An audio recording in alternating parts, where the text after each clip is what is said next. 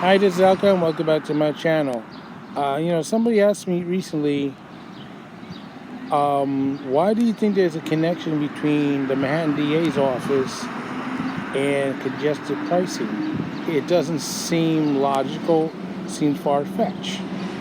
In case you conspiracy theories think this is some loony thing that I cooked up, no.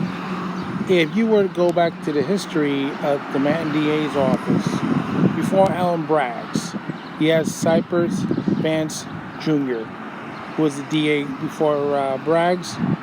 He was the first one who decided not to go after the fare beaters on the New York City subway and buses.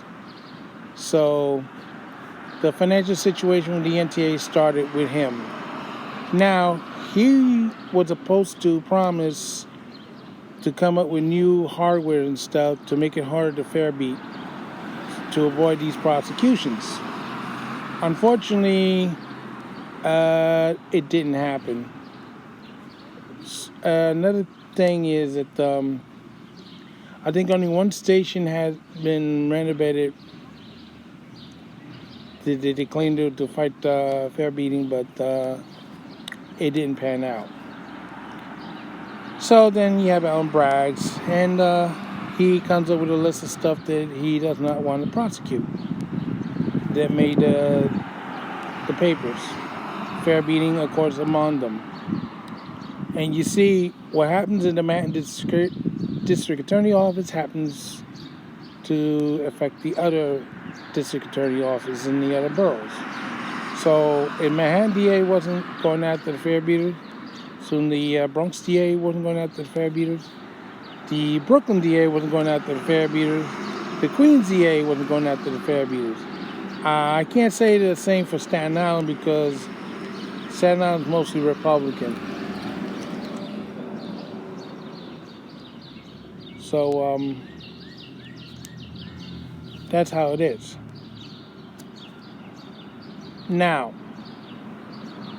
the reason why you have congestion pricing try to be implemented until it got canceled is because the fare beating is draining the NTA of needed funds. Between $700 and $700 million is lost to fare beating. It's enough to fill the Yankee Stadium multiple times. Of course, I had some jokers say, no, you're wrong, and so on. These are not my numbers. These are MTA's numbers. If you have a problem, you talk to them about it. I'm just giving you an estimate because I'm not 100% sure, but it's somewhere between 7 and 700 million. So the congestion pricing is supposed to put money back into the MTA for projects and stuff. It will not be used for stuff like improving employees' salaries, pensions, health pensions, and so on. That usually comes from the fare box.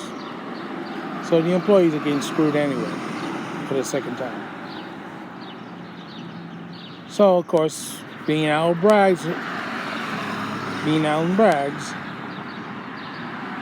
he followed the same thing like Vance Jr. did and not going after the fare beaters, causing financial problems. And unfortunately, it also added to the crime problem.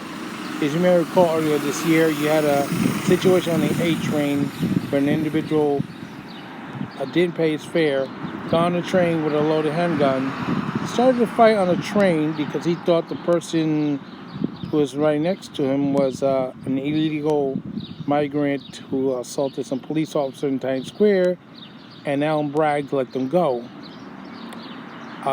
He thought he had one of these people on his sights, started a fight, and got his butt kicked, he got stabbed, and then he got shot with his own gun. And why is it Alan Bragg's fault? Because unfortunately, the fare beating, one, and two, the migrant situation. This idiot with the gun thought that the person next to him was one of the migrants that assaulted the police. Turns out this guy legally migrated to the United States, and he's from Egypt, not from Latin America. So it didn't help his situation at all. Plus, the there is the connection between the Manhattan DA office and congested pricing. So this is Al Kane saying so long for now, and don't forget to stop. By the way, the governor stopped the program because she's afraid that they're going to lose seats coming November in New York. But she could lose seats in New York, New Jersey, Connecticut, anywhere where congested pricing would have affected anybody coming into New York City. The Republicans got her over a barrel. Isn't that great?